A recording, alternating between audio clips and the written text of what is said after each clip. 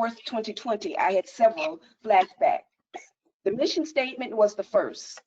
Working with community partners, we connect Chicago residents to resources that build stability, support their well-being, and empower them to thrive.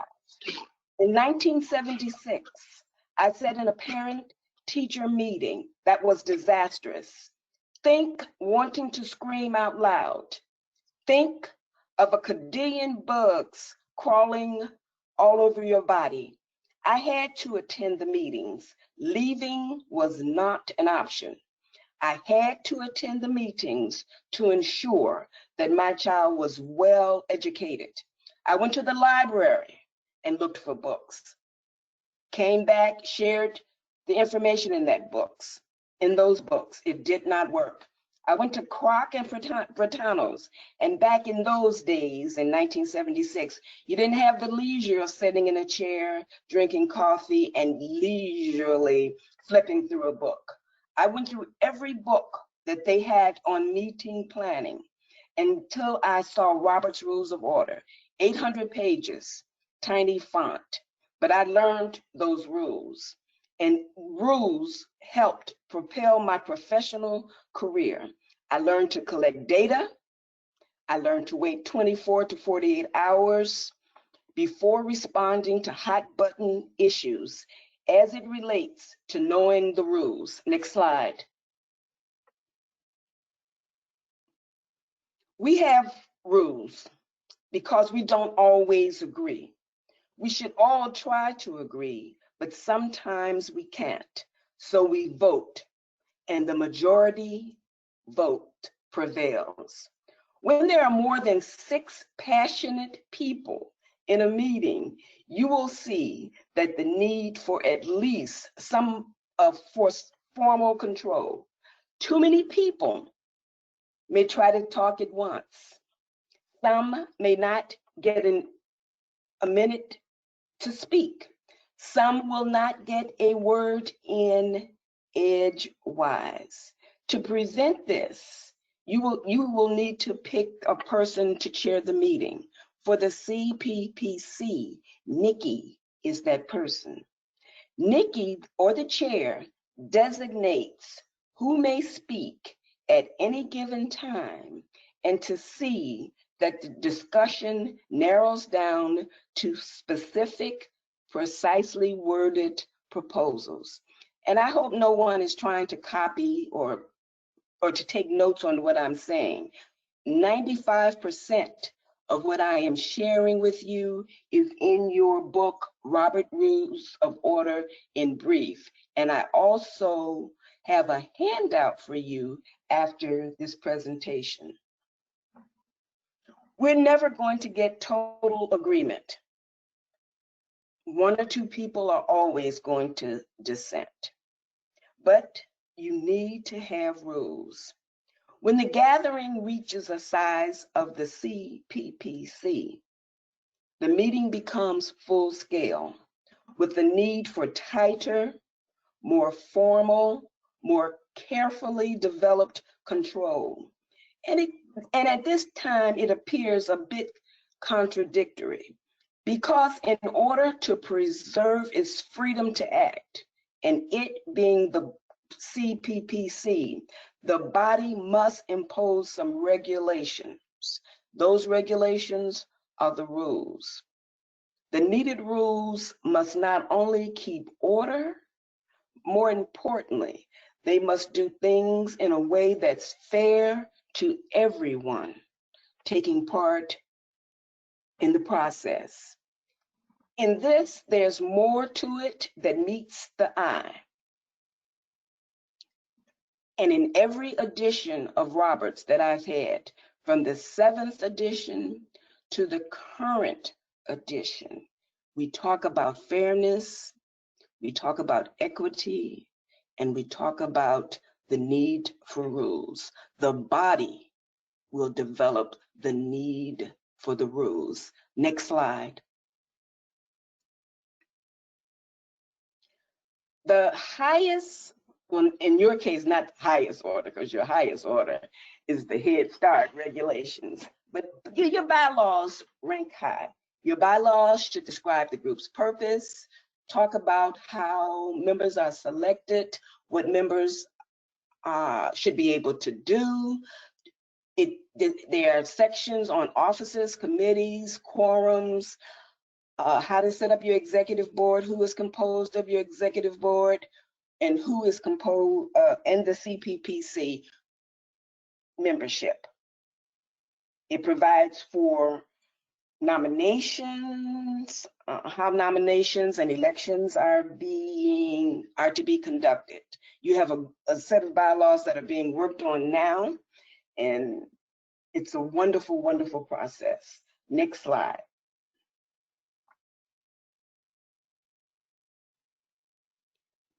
I'm not going to ask you to answer any of these questions because of the number of attendees. I'm just going to give you the answers. If we were live, I'd probably try to bribe you this time. I show you I have some really nice things for whoever participates. But in this question, the first statement says rules should never be changed. That would be a false answer. Rules have to be changed. You will change your rules as Head Start changes, and you will change your rules as the composition of the group changes. Ground rules are needed for all meetings is a true statement. Many rules can be suspended with a 1/3 vote. That is false. Most rules you need a 2/3 vote to suspend. For example, we adopt the majority of the agenda by consensus or majority vote.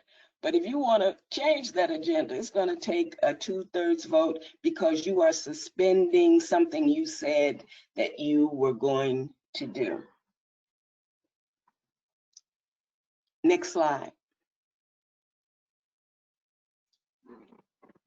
The agenda or the order of business or the program.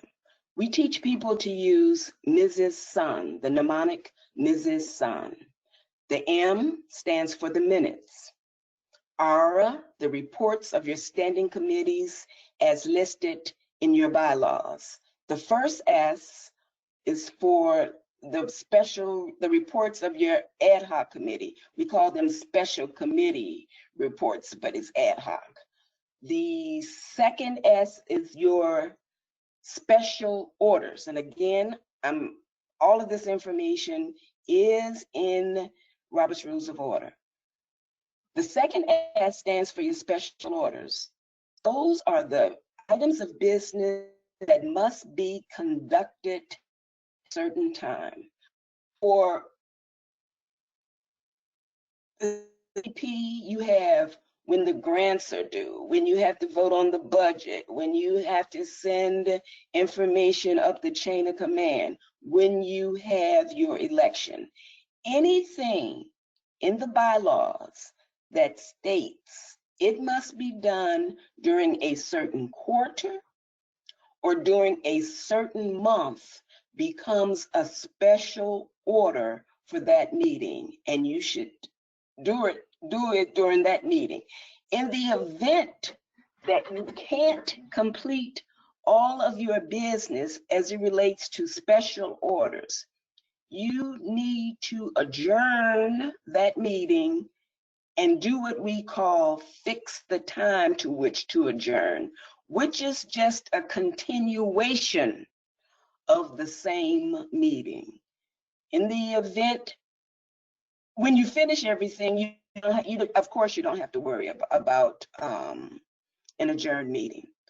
But special orders are very, very important because you want to follow your bylaws and you want to follow your Head Start regulations to the letter. The U is unfinished business. Sometimes I'll see old business, but that's of a term that we no longer use, is unfinished business. And as I have flipped through various meetings, this body has very little unfinished business. You tend to take care of it in a manner that's appropriate for the group. in new business, whatever comes up as new business. Your agenda can contain anything you want it to contain. You, after new business, I see you, the CPPC has announcements, and you list your adjournment. Some groups will have at the beginning that they will say their pledge to allegiance. Fraternities and sororities tend to have something in their creed and documents that they say. Whatever you want to do, this is your agenda. This is your meeting. This is your organization. And as long as it is legal and you're following the rules, you can do it. Next slide, please. Main motions. How are decisions made in a body? Main motions are used to bring new subjects to the group.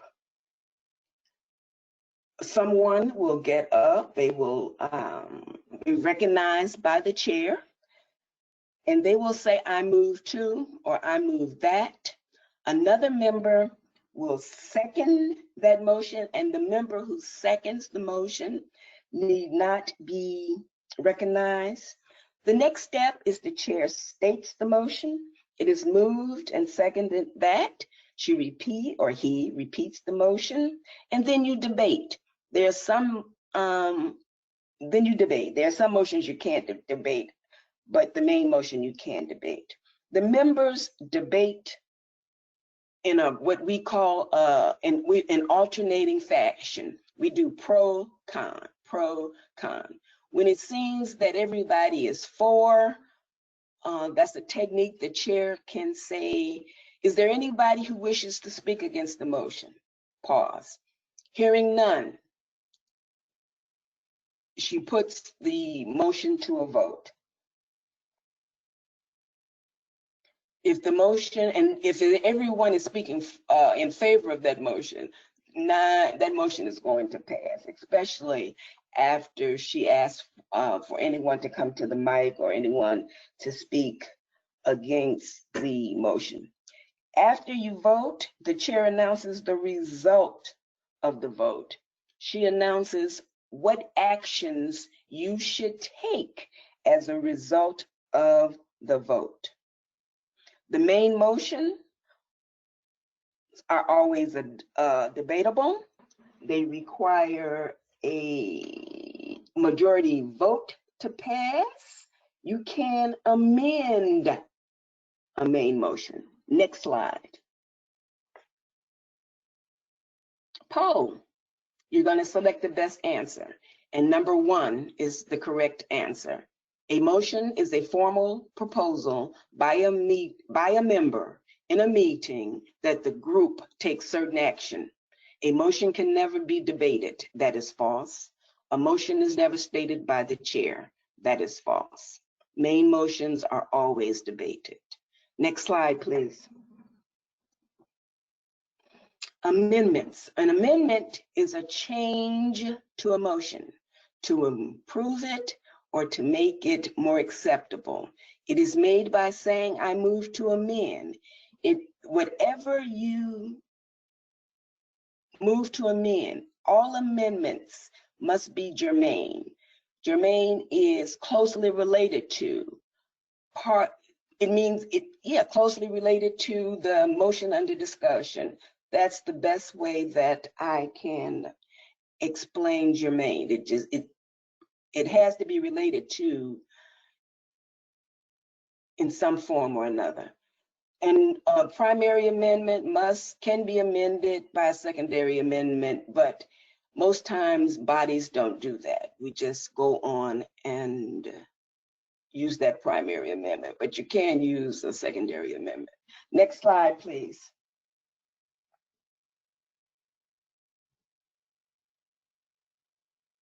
Debate. This is a very long section in Robert's Rules of Order, and I was quite surprised it's not very lengthy in brief.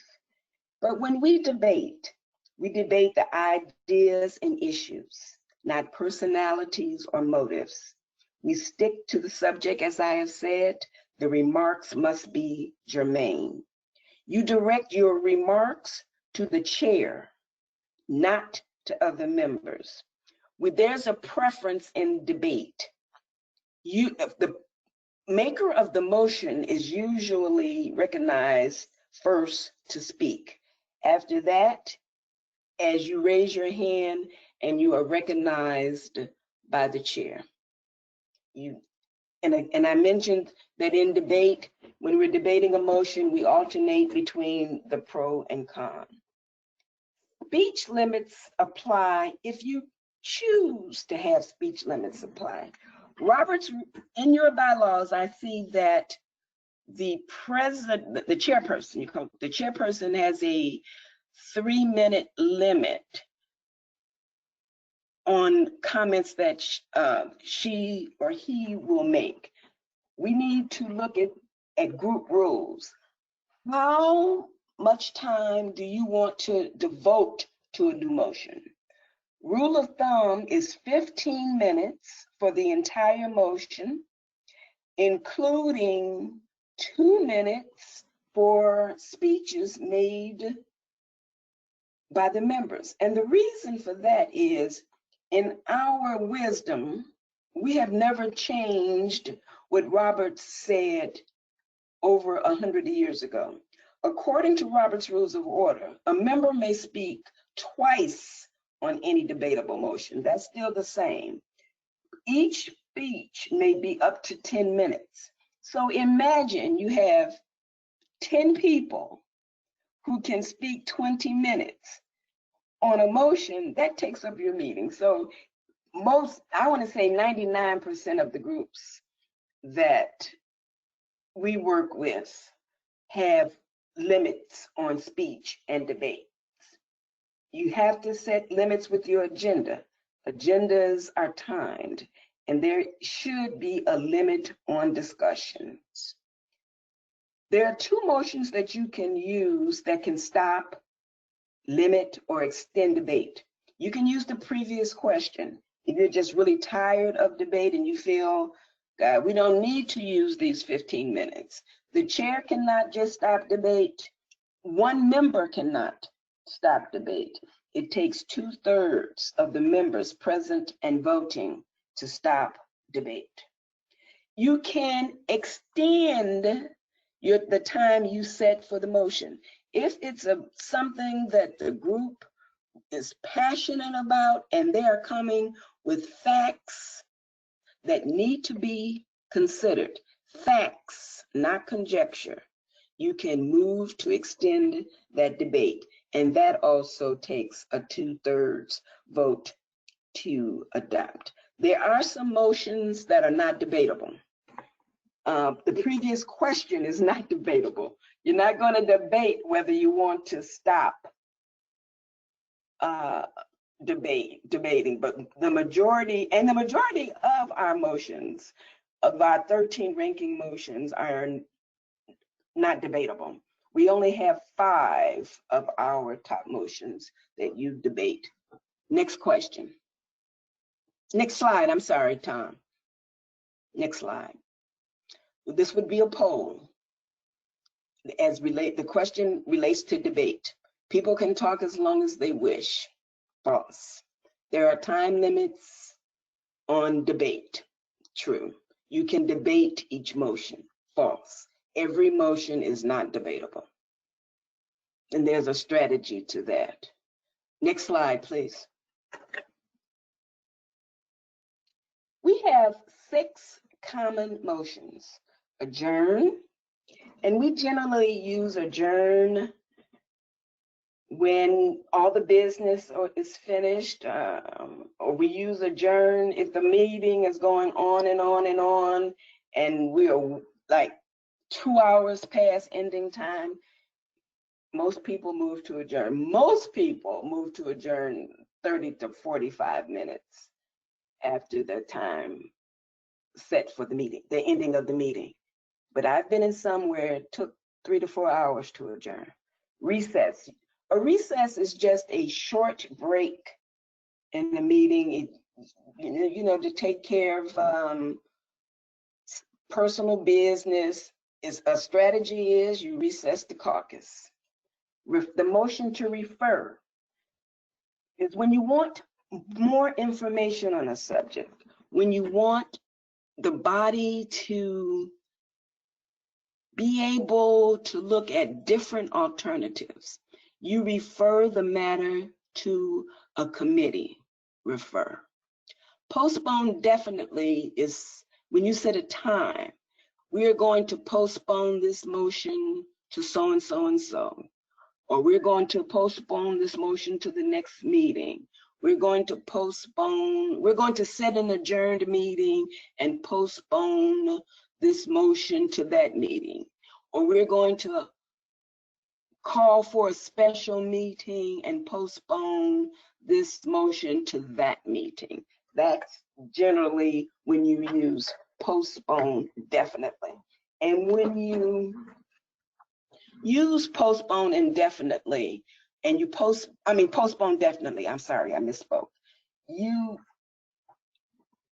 It comes up at the meeting where it's postponed to under unfinished business. So if you use postpone definitely, it will come up on the agenda under unfinished business. And sometimes you'll see unfinished business and general orders. Same thing.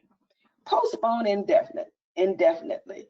Now this is a motion that I have come to love. For those of us who are very, very passionate, and we're in groups that allow only 2 times for you to speak to a motion, you can always use the motion to postpone indefinitely. And you might be asking, why can you do that? In the motion postpone, and with them using the motion to postpone indefinitely, you get a chance to debate 2 more times. You can debate 2 more times.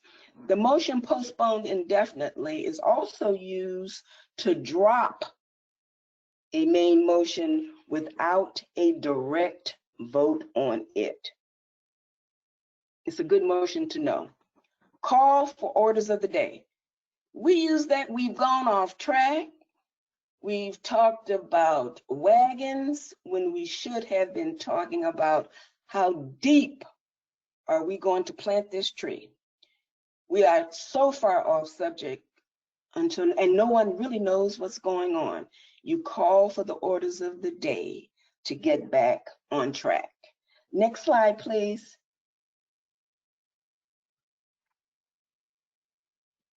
This is another poll. You select the best answer. The motion to postpone indefinitely should only be used at the annual meeting. That is a false statement. The motion to postpone indefinitely should only be used to avoid a vote on a particular motion. That's the true question in this statement. The motion to postpone is not debatable. And you know that's false because it's a strategy that is used when you have exhausted your debate time. Next slide, please.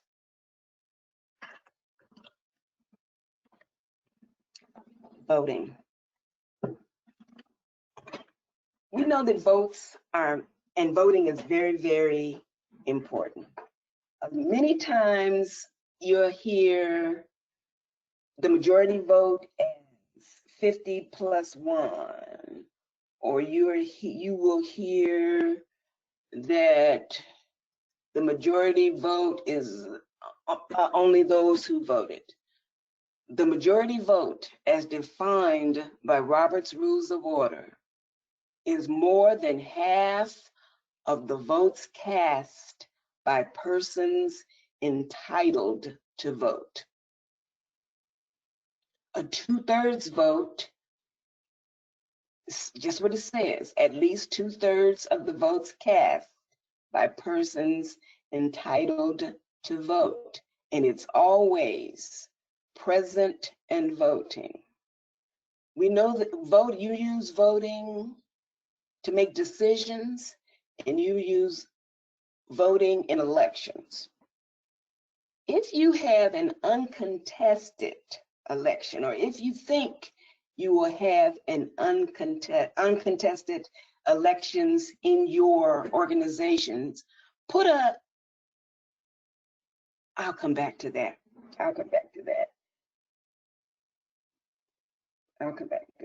The chair is encouraged to use unanimous consent for routine matters likely to be unopposed, and we see that a lot in adopting the minutes. The chair only votes when the vote is taken by ballot, or may vote when the chair's vote will affect the outcome, and we saw that in the March 4th meeting. Your parliamentarians are members of the group, and they also can vote. I can't vote because I'm not a member. Voice vote is used most often. You hear those in favor of the motion say aye, those opposed say no. For a 2/3 vote, you have to have people raise their hand, raise their voting card, or stand. Many times we have people who are disabled in the audience, and we just ask them to raise their hand or raise the voting card. If you have a division on a voice vote, because you know the no's, I don't care where we are, those no's are always the loudest. Just have members stand up. You don't have to count, you just verify. If it is still a close call and you really can't verify what the majority is or what the negative vote is, count it. Okay, next slide, please. Reports. Some reports are for information only. Some reports have recommendations. When a report contains recommendations, they are considered by the group, debated and voted on at the end of the report containing them. The CPPC and Head Start, as I've read, for those reports containing money, capital purchases, changing a system that is a little bit different from the Head Start regulations, because in my head, you're going to follow some of those Head Start regulations you have to follow. And I'm pretty sure Shawnee Cathy will highlight what must be done. Those reports have to be voted on. Some reports are Roberts will say, it's information only. But as I've seen, some informational reports should receive acceptance from the group. Next slide, please. Your officers. I'm not going to read the bylaws to you. You can take off treasurer. This is take off treasurer. Because the CPPC bylaws stipulate what the president, vice president, secretary, and the other 4 officers of your organization should do. Next slide, please. Small boards. Small boards are very, very important, and they are very useful. The executive committee basically would fall under the guise of a small board because it's 12 people or less. You call it committee, but I'll use those terms interchangeably. In these groups, members may raise their hand instead of standing when seeking to obtain the floor. They remain seated while making motions or speaking. Something you might not know. In the executive committee or small boards, unless you have a rule that says all motions will be seconded in small boards, and in particular, the CPPC Executive Committee, motions need not be seconded. A motion does not have to be pending in order to discuss a subject informally. You can talk about it, but you don't change the subject that's on the floor to talk about what you want to talk about. A board member may any number of times, not just twice, in small boards, in your executive committee, unless you have rules to say otherwise. Votes can initially be taken by a show of hands.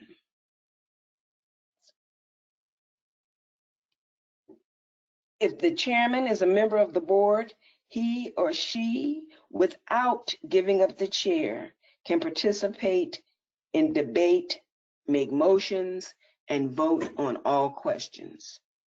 Next slide, please. Years ago, I sat on a porch with one of my girlfriends, and I was allowed to go over there. I should say sit on the porch. In the summer, I could not go off the block. So I learned just to sit on the porch or skate or play around with my brothers. But what gave me most satisfaction was sitting on the porch with Cheryl. Cheryl always read her Bible, and we would start reading that Bible, and we would forget where we were, and we would start all over. I read that Bible from Genesis to Exodus, from Genesis to Revelation,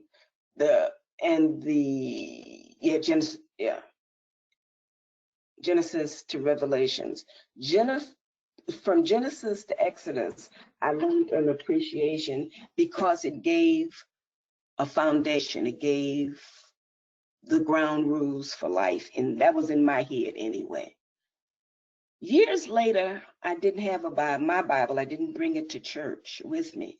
So I went into the closet and picked up another Bible. I didn't look to see what version of the Bible it was. But as Reverend Wright got up to preach, he gave his opening verse.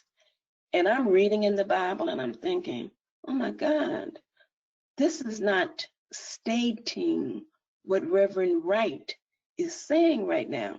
So I looked at the table of contents. I looked at the beginning of the Bible, and it was a different Bible. It was not a King James version. And I share this story with you to say that you have to know the rules.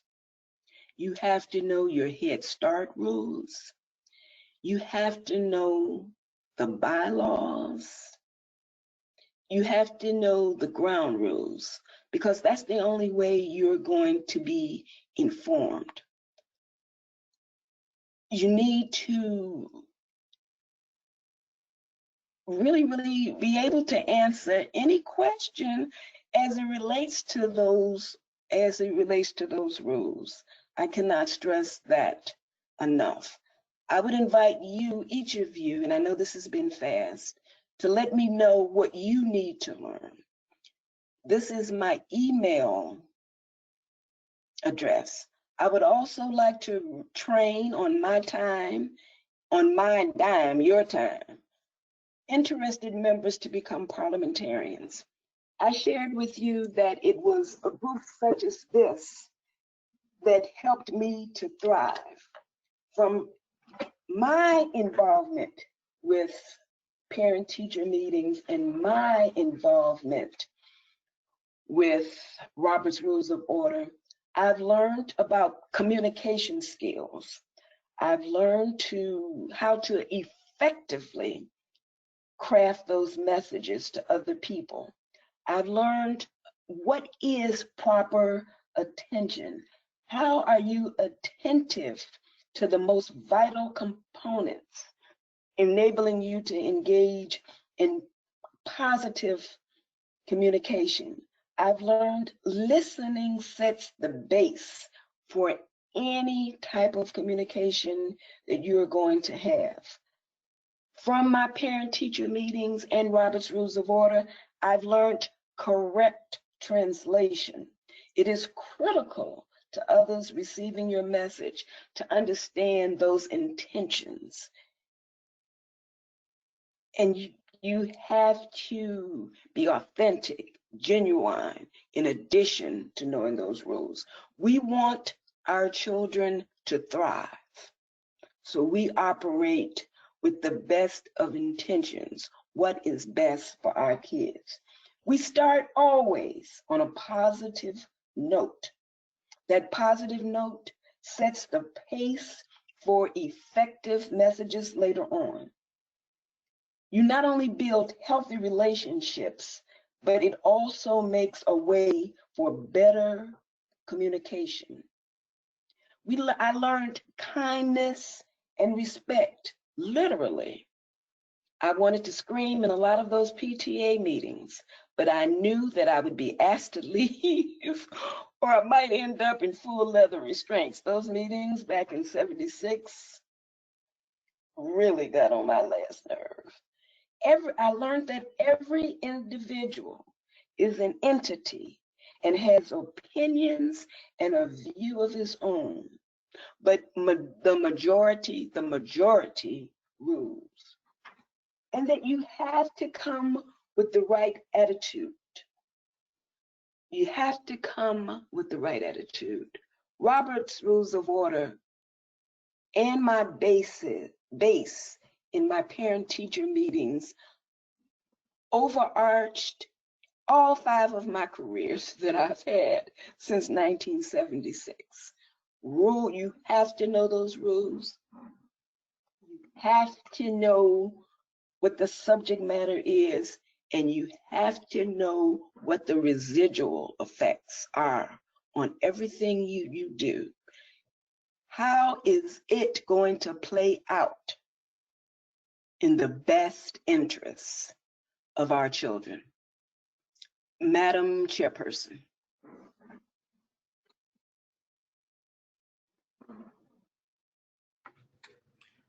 Thank you, Mrs. Collins, for that presentation. Okay. Our final speakers are Kathy Fudge White and Sean Reed, our program governance experts. Kathy is Division Director at Catholic Charities Diocese of Joliet. Sean Reed is a fiscal and operations specialist and author of 4 books, Fogel the Frog. And again, welcome Kathy and Sean.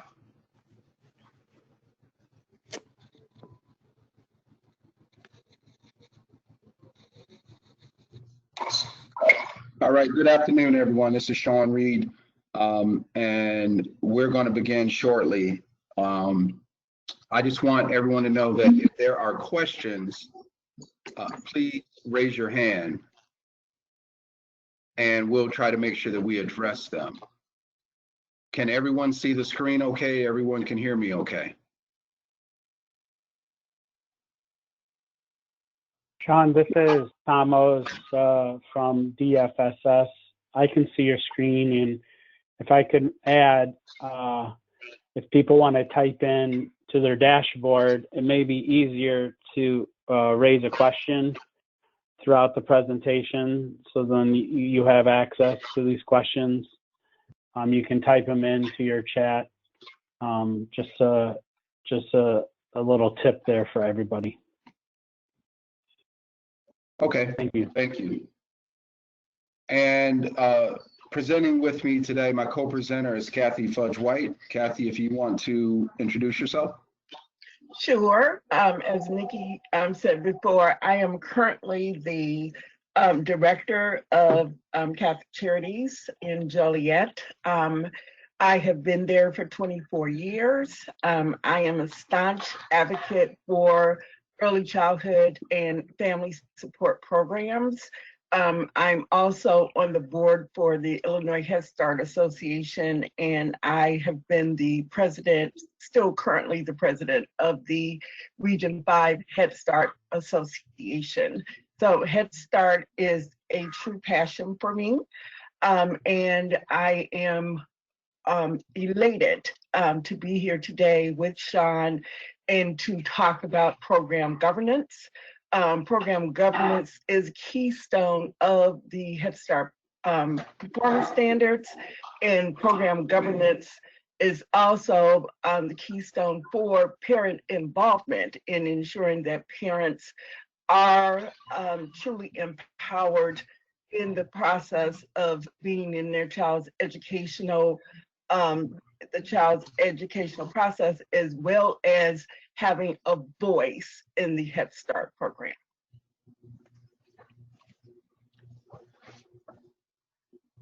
John? Okay, Kathy, you want to take this first slide? Sure. Were you going to introduce yourself any further?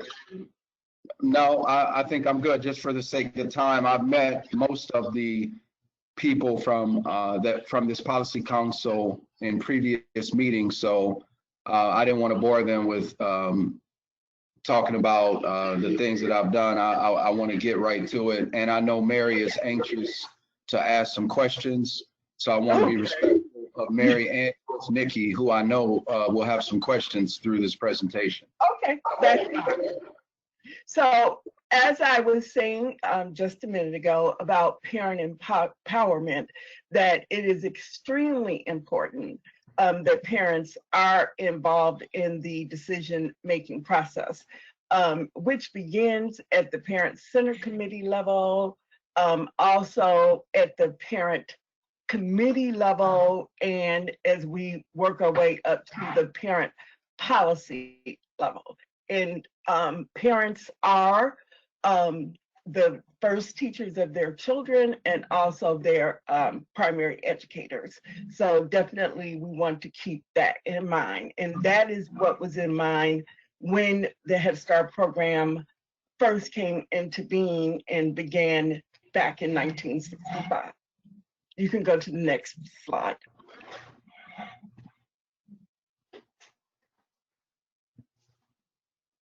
So what is program governance?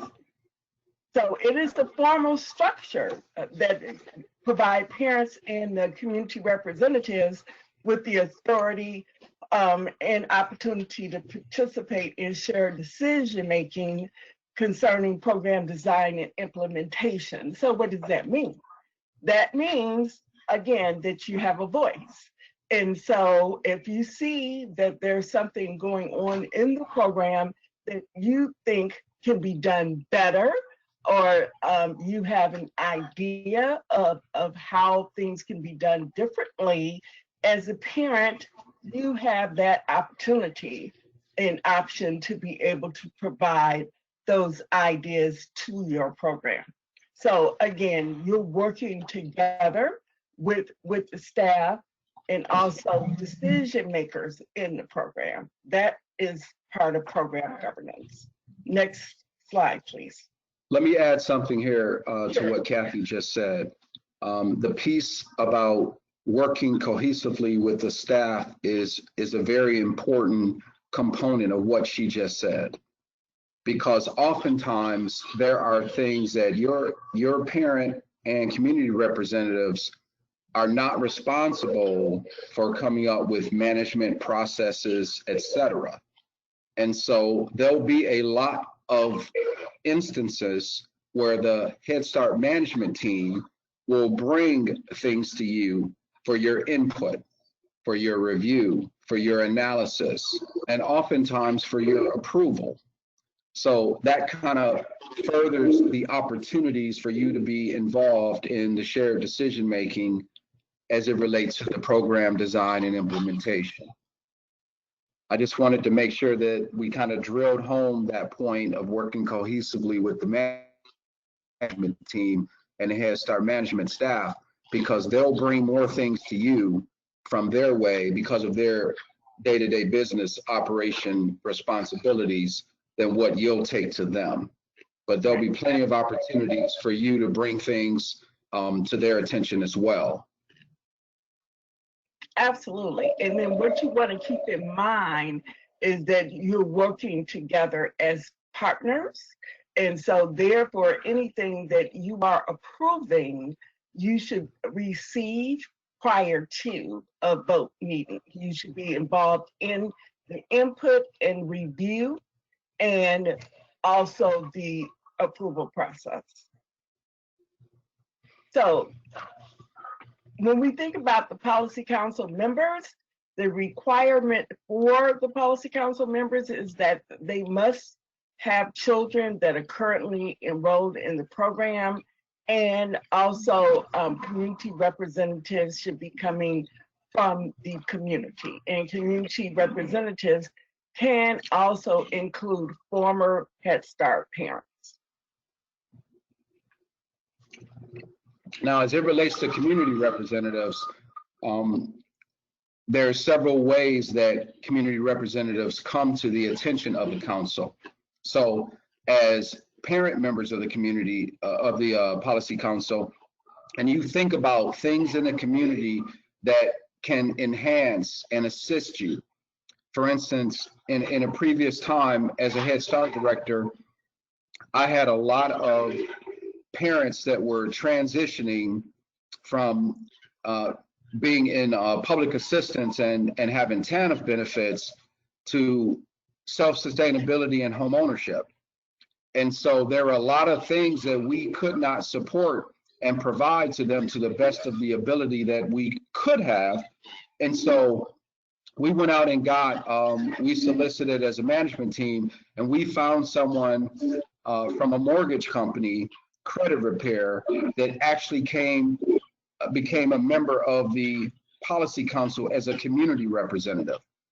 That person was able to provide training for the other members of the council, training for our parents throughout the program, and then also give us tips and advice on what information we needed to assist our families with so that they could purchase their first home and improve and repair credit scores. So that's an example of how I have used a community representative position in the past to enhance the Policy Council.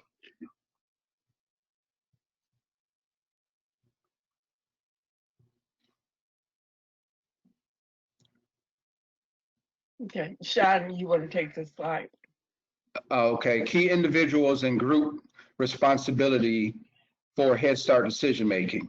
So there's three levels that have the responsibility according to the Head Start Act, which is a congressionally approved document that kind of governs the overall concept of Head Start and what is approved by Congress. And within that, it requires that Head Start has a process for decision making that involves the grantee, which would be the Committee on Urban Opportunity, CCUO. That is the governing body. They have the legal and fiscal responsibility of these Head Start dollars. They are the ones that sign their name on the line and accept that responsibility. Even though this grantee has delegates, the grantee still assumes the legal and fiscal responsibility for these grant dollars. You also have the Citywide Parent Policy Council. That's you, CPPC. And that Policy Council has a responsibility for program direction. Membership must be at least 51% of parents currently enrolled in the program. And then the next entity is Department of Family and Support Services, DFSS, and that's program management. They're responsible for the operations. So these three entities work cohesively in the process of Head Start decision making.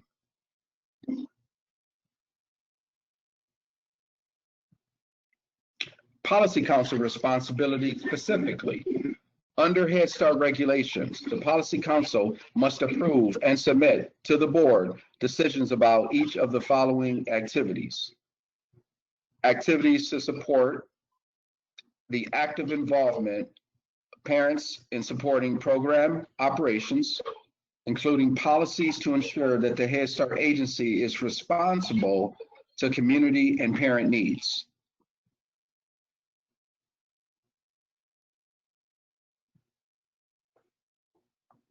This is a major responsibility.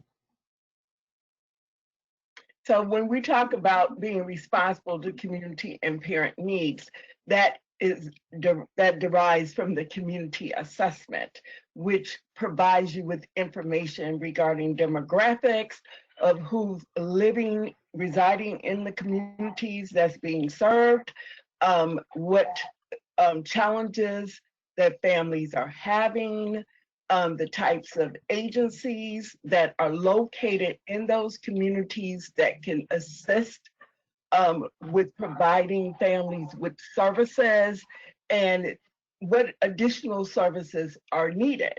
And so the community assessment pretty much derives the way in which a grantee is going to set up their program and how they're going to best be able to serve children and families. And I'll continue on because there's more responsibilities. Mm-hmm. The next one is program recruitment, selection, and enrollment priorities. So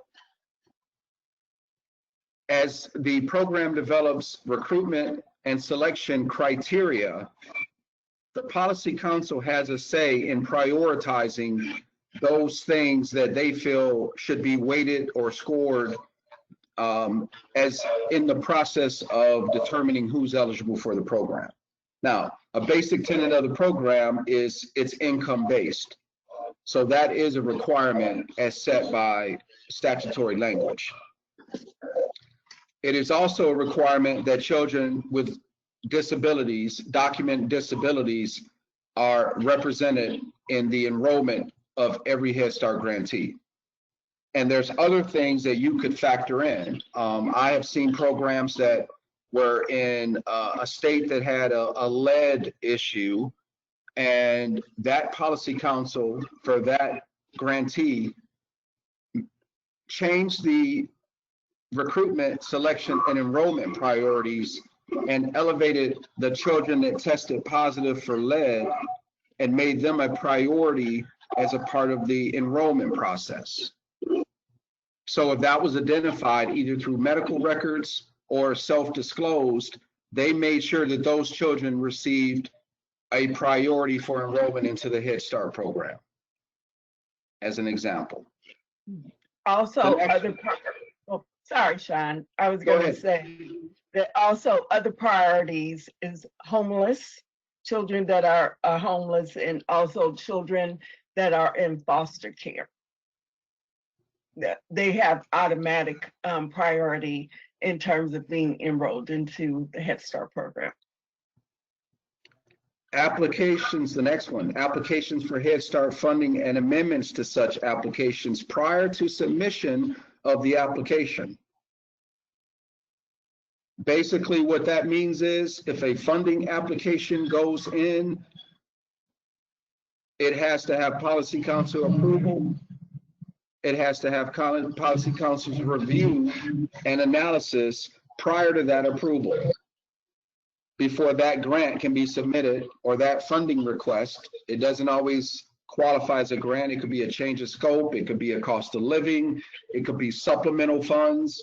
It could be emergency funds. It could be, I believe they've issued some funds for disaster under these terms, that the Policy Council has to review that prior to submission of any application related to Head Start grant dollars. Notice I said Head Start grant dollars. The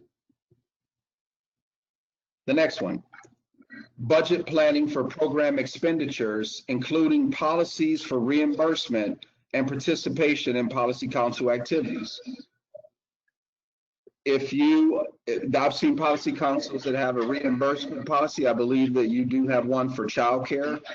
There's, I've seen mileage done. I've seen Policy Council having an annual event that uses budget dollars from the Head Start grant as a part of those expenditures. But you, as a policy council, are involved in those decisions as it relates to budget planning, program expenditures, and things related to the operation of your policy council.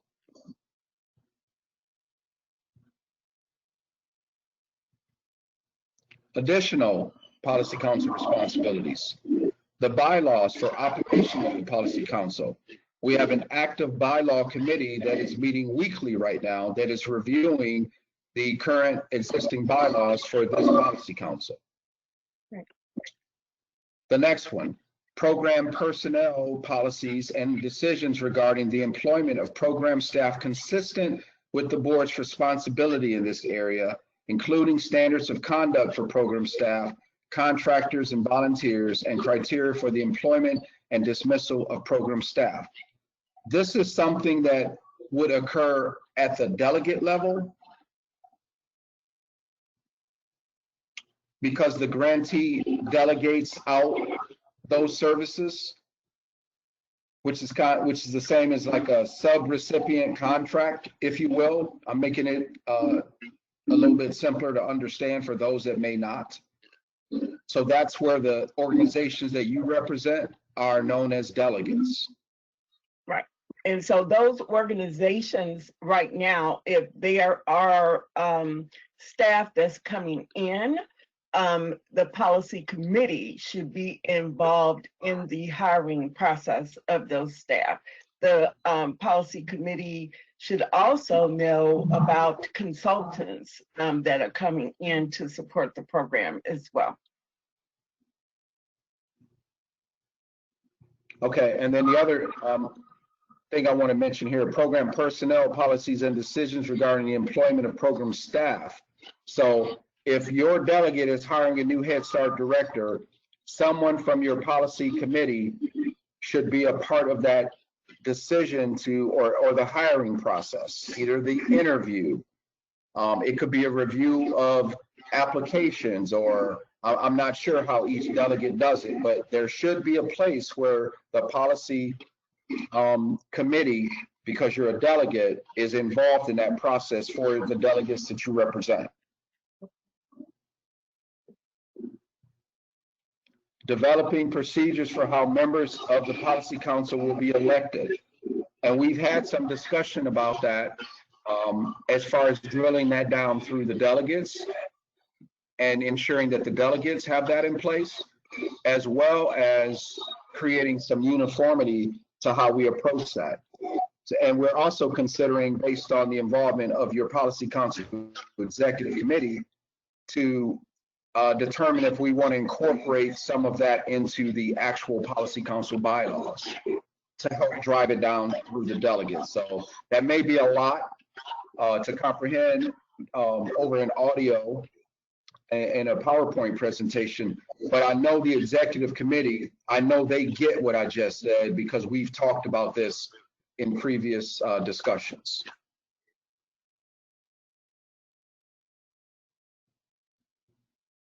So as we look at the roles and responsibilities, we're looking at program service option and operations. Head Start programs have many different options. You have early Head Start, it could be center-based, it could be home-based, it can be family child care, and also your Head Start preschool center-based, same thing. Usually when you see family child care is usually for the early Head Start program. Also with strategic planning, that is a requirement in terms of looking at your long range and short range goals. Self-assessment is also an annual requirement because you want to be able to document where you are in terms of your strengths in the program and those areas that are in need of improvement, because you're working towards continuous quality improvement all the time so that you're getting better, that you're improving, that you're also able to work with staff and ensure that their skills are improving through training, through supervision, through coaching. And so the self-assessment is allowing you to be able to look at all of the data so that you can make determinations of how well the program is operating. Also, in terms of looking at the program management piece, that you must approve and submit program policies to the board. But the policy council also approves policies before they're submitted to the board. And then the board is the final entity of the approval of those policies, as well as you want to make sure that you're engaging the board and policy council together in terms of looking at developing those long and short-term planning goals, which also is happening at the delegate level. So there should be planning that's happening at the delegate level as well as at the grantee level.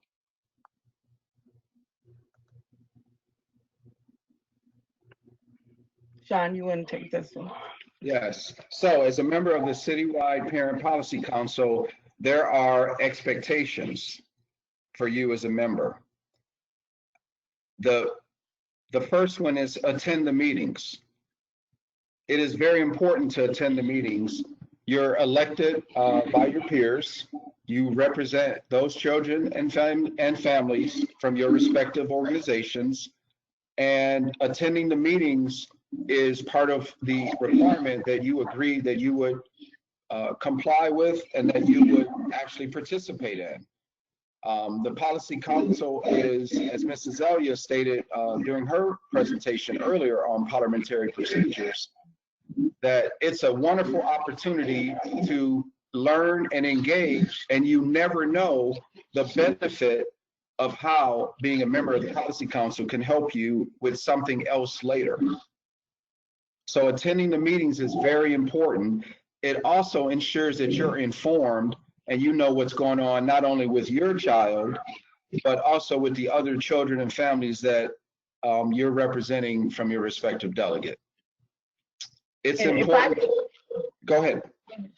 I was going to say, and if I could add, it's so important for policy council members to attend the meeting, as Sean is saying, but you also are responsible for taking that information back and sharing with the delegates and sharing at the policy committee level as well as at the parent committee level what's happening at the CPPC level. And so when you do not attend the meetings, that is information missed at the delegate level. Okay, thank you. You're welcome. The next point is to be prompt for the meetings, being on time.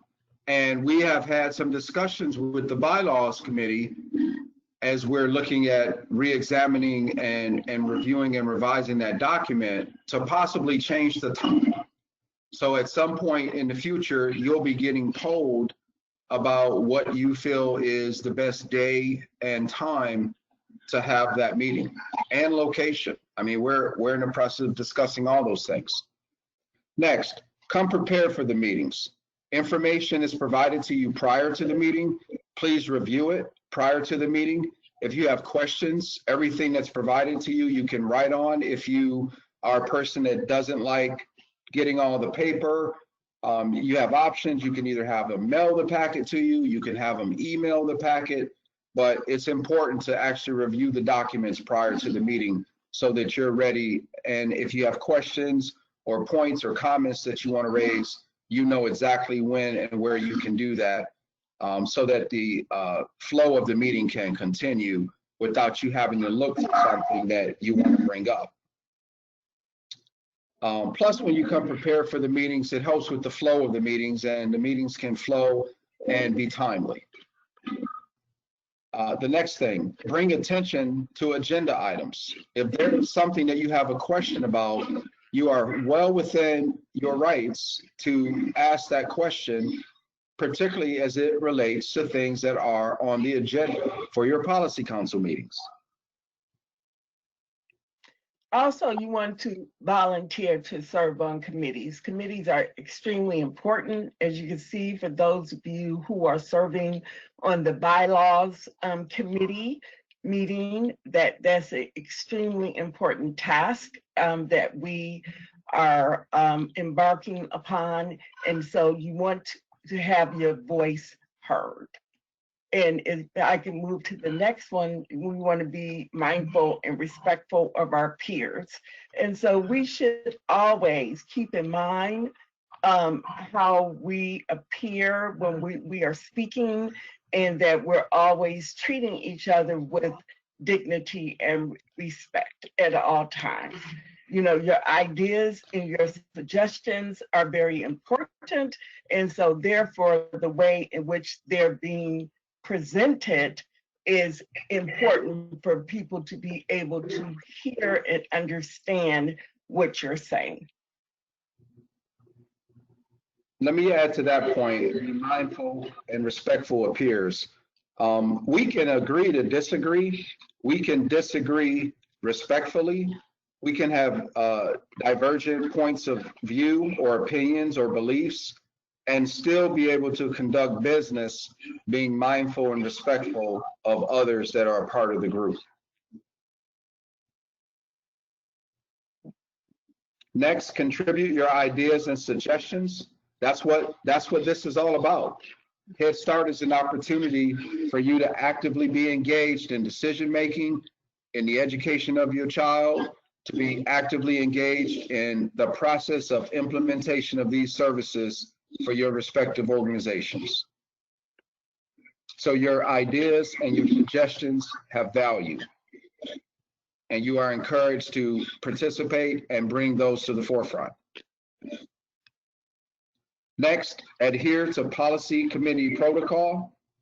So that would be not only the protocol that exists at your delegate agencies, but the protocol that exists at the actual CPPC meeting.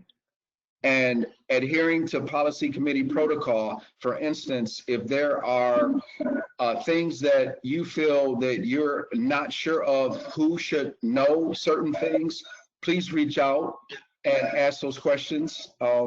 You have a chairperson, and that chairperson will be able to, and that's Nikki. Nikki will be able to assist you with understanding the protocol and how and where you may need to go if you have questions related to your respective delegate that you may not be clear on, or if it's just general questions for the CPPC. Your executive committee is very knowledgeable. They've received a lot of training and they're actively engaged on a lot of levels. So I want you to be encouraged to use your internal resources. You have some valuable, intelligent people that are part of this group, and you should utilize them to assist you. We talked about representing the organization in a serious and respectful manner. So when you're coming to the CPPC, you know, you're representing the delegate. And so I'm sure, well, I would hope, I can't say I'm sure, but I would hope that your delegate administration have spoken to the CPPC members regarding representation of the agency, and understand when you come and you're speaking that you're speaking on their behalf, and that when you're taking the information back, that it's the same thing. You're taking the information back on behalf of what you've learned at the grantee level, being a representative of the CPPC. And so you want to be able to make sure that you're adhering to the standards of conduct and confidentiality policies. And when I speak to that, I mean, there's a lot of information that CPPC members receive that is confidential, and that you all are making very important decisions. And so you do not want to go back and you're telling people outside of the CPPC what's going on at the grantee level. And that is one of the reasons why you're asked to sign confidentiality statements, because again, this information a lot of times is very delicate. You're talking about millions and millions of dollars that are being spent on behalf of the children and families there in Chicago. And so it is a very important role and responsibility that you have. And then looking at sharing information with your delegate agency policy committee, that I spoke to that earlier. That is another responsibility that you have as the CPPC representative. And that's why it's so important to attend meetings so that you could take that information back. And then when we're looking at working cooperatively with program staff, that's program staff not only at the delegate, but that's also program staff at the grantee level. So it is extremely important to make sure there's two-way communication that's going on between the parents and also with the staff, and that is done in a respectful manner. So it's always important to ask questions. When you don't know, if you're not sure, seek out clarity and ask questions so that you can obtain the information needed.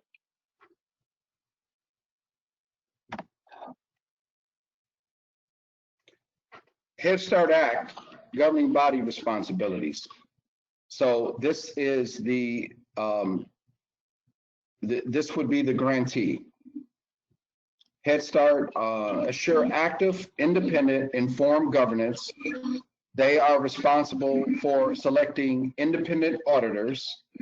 They are responsible for fully participating in the development, planning, and evaluation of the Early Head Start and Head Start program. And they have the legal and fiscal responsibility. This is all defined in the Head Start Act, which is approved and authorized through Congress. So this is the overarching document that details how Head Start is to operate and its responsibilities within the communities that it's represented in. The board responsibilities. They assure compliance with federal, state, and local laws and regulations. If something goes astray, then they have the responsibility from a federal, state, and local perspective. And they also review and policy. So I'll continue on because I've got now the DFSS must ensure sharing of accurate and regular information for both board and policy council regarding planning, policies, and Head Start operations. So what I've listed here, so what we got listed here are some things that are a part of that information sharing. The purpose of the information sharing is to be totally transparent, is to provide accurate and timely information so that decisions can be made properly. So that decisions, go ahead, Kathy. No, I was going to say, so you've attended meetings. So at those meetings, you're getting financial statements, you're getting information about monthly program information, the PIR, the program information report. You received information regarding meals and snacks. There's been staff there reporting out regarding disabilities, children with disabilities. And then I've heard them talk about the information memorandums and program information documents that are coming out of the Office of Head Start. Now, in terms of the financial audit, depending on how that's done, that should happen on an annual basis, as well as the annual self-assessment and the community-wide strategic planning and needs assessment that happens once every 5 years, which was changed with annual updates. And so you should be receiving information on those things, not every month, but periodically.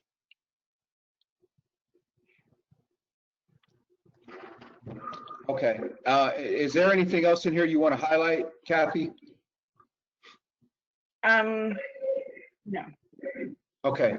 I want to highlight the monthly financial statements, including credit card use. It depends on your organization. Some delegates may have a credit card that's used for Head Start, and some organizations may not. I am not sure how the Policy Council gets reports of credit card usage. I would think that they probably don't report that within the financials. I'm not sure if anyone from the city is on the line, but at the delegate level, if your delegate has that, you should be getting that as a part of your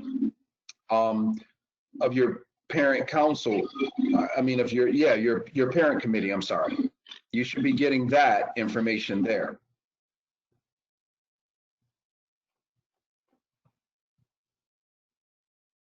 So this is the structure.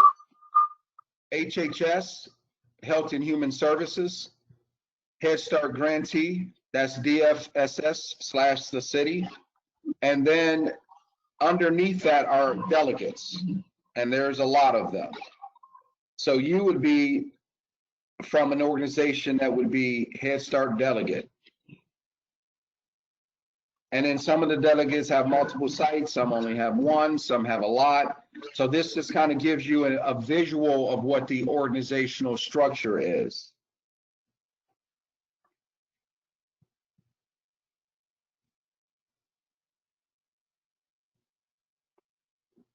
So the Head Start performance standards are designed to ensure the Head Start goals and objectives are implemented successfully. That's what we're talking about today. We want to make sure that the philosophy continues to thrive and that the grantee and delegate agency maintains the highest possible quality in the provision of Head Start services.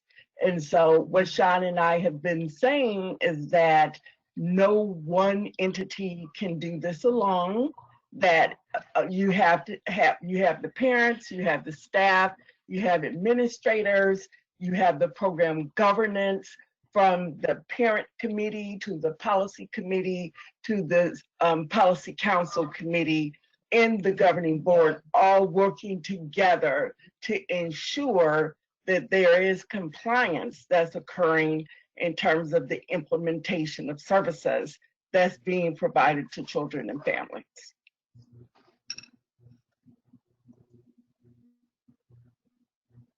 Head Start performance standards are mandatory regulations, and the performance standards are the minimum.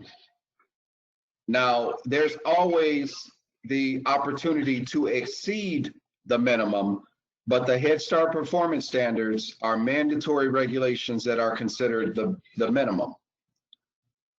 Head Start performance standards must be implemented in order to operate a Head Start program.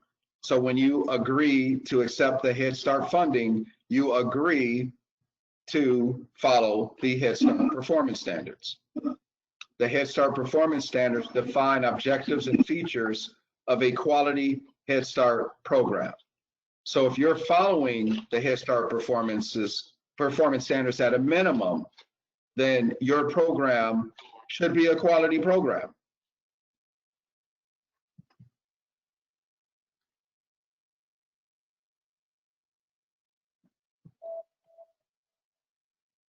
So the Head Start performance standards are broken down into several sections. So this 1301 is just a codification number is what it is. So Head Start falls under this section of federal statute and code. So 1301 talks about program governance. That's what we're talking about today. Section 1302 talks about program operations. 1303 talks about financial and administrative requirements. 1304 is the federal administrative requirements. 1305, section on definitions. Now, these two people are your contacts. Tasha Smith and Beth Stover. You all should have their information. We'll make sure that we provide a copy of this PowerPoint to be emailed out to everyone. So you'll get a copy of this. There's no reason to write a lot of notes. I'm trying to follow what we're saying because we'll make sure you get a copy. But these are your two contact people related to the Policy Council. These are your liaisons.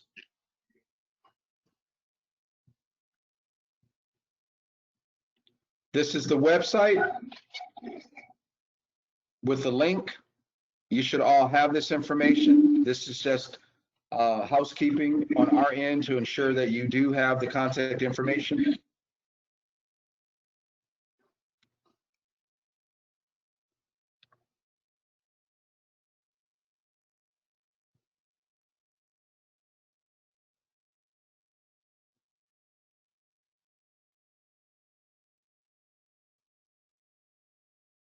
Kathy?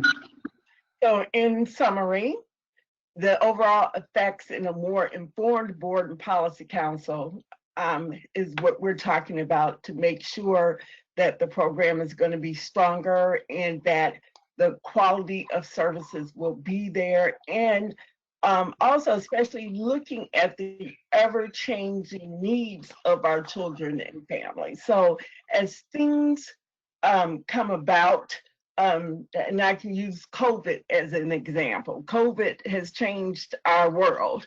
And so in looking at that and in saying that, we have all had to change how we do things. You know, we're wearing masks.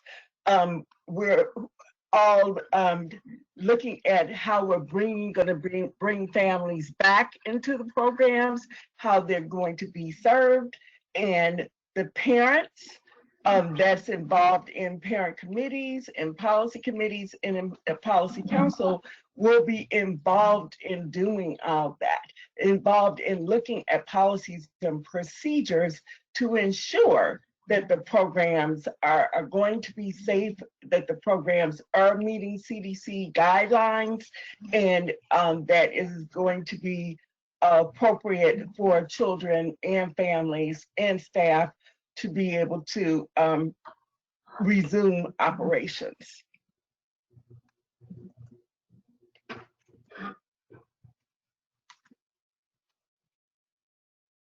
So at this point, Sean and I will open it up to respond to any questions that you may have regarding this presentation.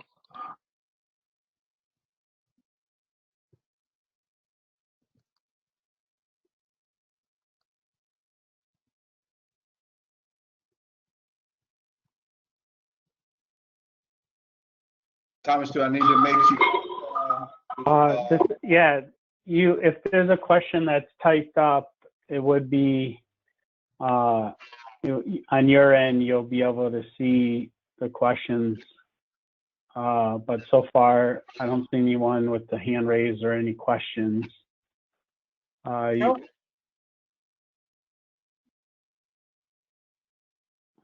Okay. So are they able to unmute themselves in case they wanted to ask a question? Yes, that's possible. I can unmute them if they want to raise their hand.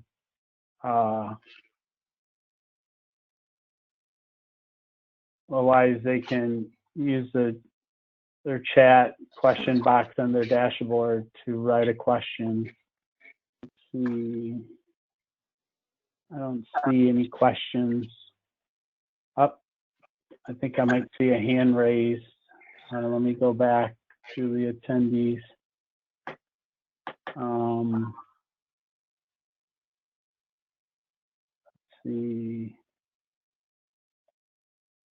I saw Nikki has her hand raised. If there's no questions, maybe Nikki then. Go ahead, Nikki. No, yes, I was just going to say I don't have any questions at this time, because pretty much everything that was talked about was summarized, from my understanding. So I personally don't have any questions. Okay. Thank you. Okay, you're welcome.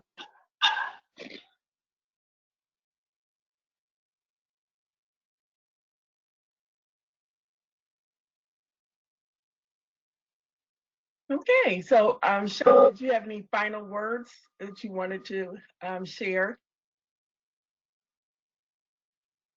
I do. I look forward to continuing to work with everyone. We've been putting in a lot of work on your bylaws right now. And I think that with all the things that have occurred throughout the country that have kind of slowed us down, that everyone has kind of hit the ground running and willing to run twice as fast to kind of catch up, if it's such a thing, in order to get some business done for this policy council.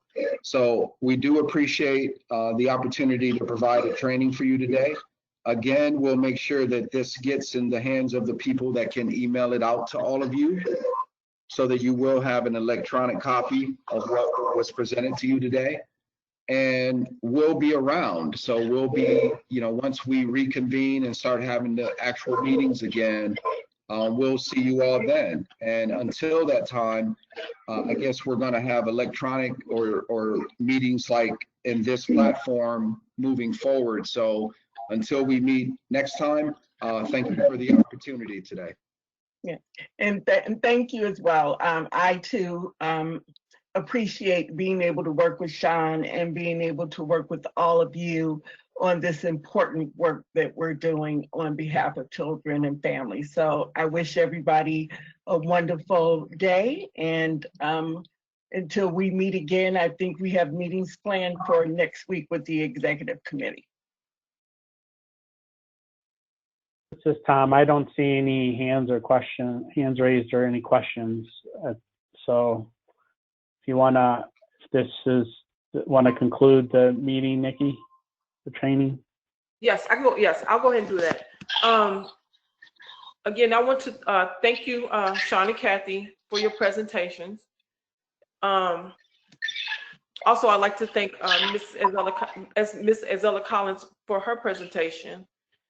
And at this time, you can review your notes. Our speakers again will welcome any questions. If you have questions about your duties and responsibilities, and also you can do not hesitate to contact me with any questions.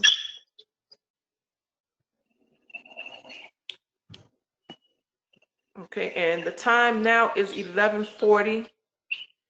And this adjourns our meeting.